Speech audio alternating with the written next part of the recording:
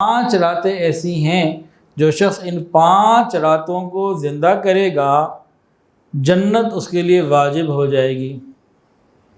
3 راتیں مسلسل ہیں، ایک کے ساتھ دوسری جڑی ہوئی، اور 2 الگ الگ ہیں۔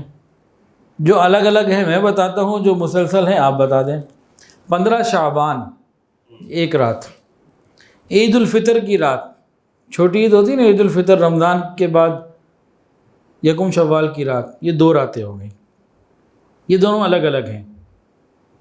5 راتیں جو انسان عبادات کرے گا، ان راتوں میں گناہوں سے بچے اور عبادات کرے تو جنت اس کے لیے واجب۔ ایک 15 شعبان کی رات اور ایک عید الفطر کی رات، 3 کون سی ہیں؟ جڑی ہوئی ہیں، اور انہی تینوں میں اسی عشرے میں آنی ہیں۔ اچھا بھی 8، 9، 10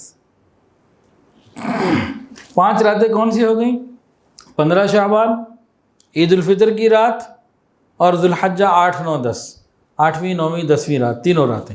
یہ 5 راتیں ایسی ہیں جو ان میں عبادات کرے گا، گناہوں سے بچے، نیک اعمال کرے، انشاءاللہ جنت اس کے لیے واجب ہو جائے گی۔ کتنا آسان اللہ نے کر دیا، ہمیں چاہیے کہ ان راتوں کی قدر کریں۔ ویڈیو کے نیچے سبسکرائب کے بٹن پہ کلک کریں، بیل کے آئیکن پہ کلک کیجئے تاکہ ہر نئی ویڈیو کی نوٹیفیکیشن آپ کو مل جائے۔